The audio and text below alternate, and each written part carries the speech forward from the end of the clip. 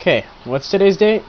Today's date that I'm recording this is, okay, October, right? So, fall should be, like, in full bloom. Why is it fucking 98 degrees outside in October? Okay, well, I have a match versus, what was his name? His name was 777Mobsters off of, Skype. I just said I'm taking matches, and, you know, he gave me one, so we'll just cut right to it, right about now. Okay. Now, what we have here is, he said he wasn't using full OUs, and I'm like, okay. And I was like, okay, maybe I'll expect some weird UUs or whatever, and he brought an M-POW, and I was like, yeah, that might as well be OU, I don't really give a shit. So I switched to Scizor, because if I switch to Metagross, he can, shut down the agility taunt, or he can shut down the agility with taunt, but I switched to Scizor just to get a bullet punch on whatever comes in. It's not like Gliscor resists it, and it does a decent amount for not boosted other than Life Orb, so that's all good too. I don't want to stay in for whatever this Gliscor wants to do, so I figured I'd go out for the Earthquake. It was kind of obvious at the same time, but because it's still early in the game, he could have set up rocks, he could have gone for the Toxic.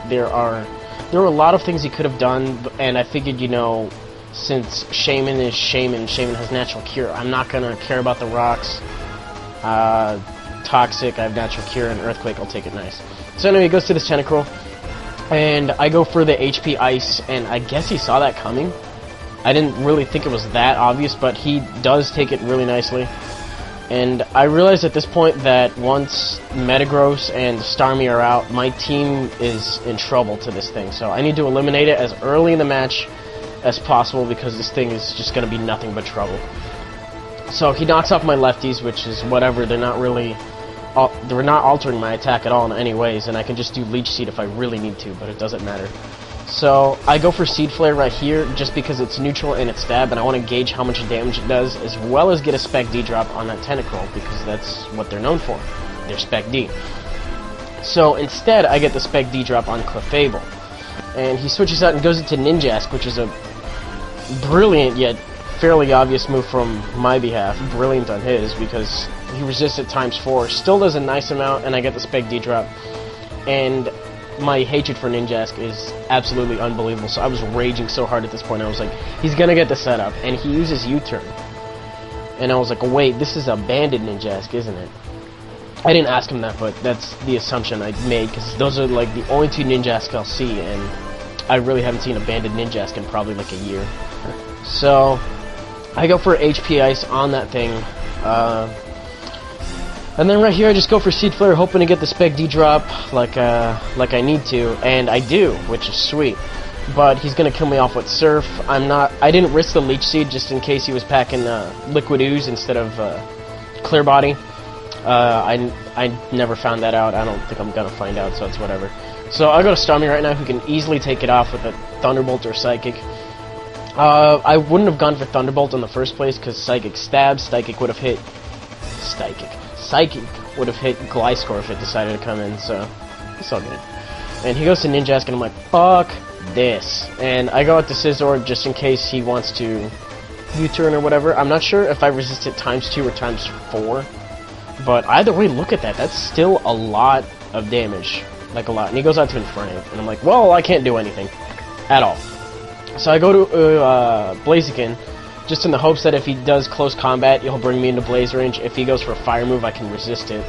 And he misses, not really too vital, not really stressing it, because he just would have brought me into Blaze range. I didn't exploit it in this match, so it's whatever. Yeah. Okay, so I go for Brave Word. It really doesn't do that much at all. So I figure I'll go into Vaporeon to take the Earthquake, or whatever he wants to do. It happened in the form of Earthquake, I guess, and since Shaman's gone, it's the best thing I have that can take it. And I take it really nicely, you know. It's probably going to be like a 5-hit KO, so it's all good.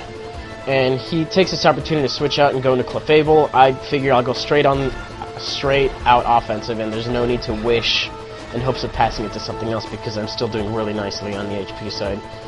And I outspeed, which is something I did not expect to do. I was expecting him to take a facade, or I don't know, but I outsped and I killed it, and his Clefable didn't really get the chance to do anything.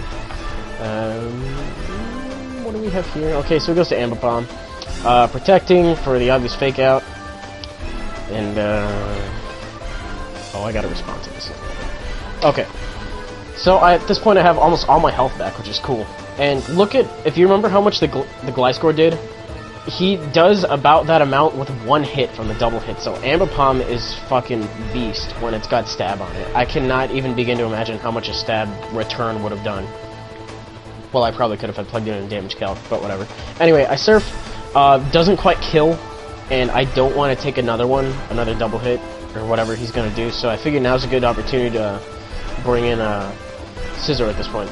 So he's obviously threatened by the bullet punch because I can pick him off, but that's what I bluff, but it's not what I do. So he goes into Gliscor, and I decide to roost, because like if he went straight up for the double hit, just he would have gotten me. But I don't know. I'm a little proud of myself for that one. So anyway, he goes for Toxic, expecting the switch, because he knows Gliscor versus Scizor isn't exactly the best matchup, but now that I have +2, I'm not really afraid to take it on, because it'll be a 2-hit KO easy. And I go for my Bullet Punch. Does alright damage, and he U-turns out. And I know he's going to U-turn to the Infernape for a fact, and there's not much I can do about it. So I was talking to my buddy, and I was like, +2 Bullet Punch, how much do you think it'll do on Infernape? And he's like, well, it probably won't kill. And I was like, fuck it, we'll just try it anyway. And it doesn't kill, so it's whatever. He goes for Fire Blast, and it misses. Now, this is the most vital bit of hacks that happens this match. This clinched the game for me, that Fire Blast missing. It probably would have been a little bit closer, but right here, if you do the math, 32 times 4 is going to be like how much is that? 128? And I'm a couple of hit point. There we go. A couple of hit points below that. So I'm gonna die after taking out all these. But the fact that the match kind of culminated into a Scizor sweep at the end is like, I've never really done one of those. I gotta say it's not really favorable. Well, I haven't really done one of them competitively. I've done them like versus casual players and stuff. But like the fact that it's set up like this, I understand why people like using Scizor, but he's still not one of my favorites. He did damn good this match, and this was a good match. I'm still not a Scizor fan, I guess. Anyways, that's it for today. What is this? This is Tuesday's video, I would imagine. So you'll get another one on Thursday, and you'll get another one on Saturday. So those are my routine. That's my routine from now on. 3 videos a week, Tuesday, Thursday, Saturday. That's how it goes. Catch you guys later.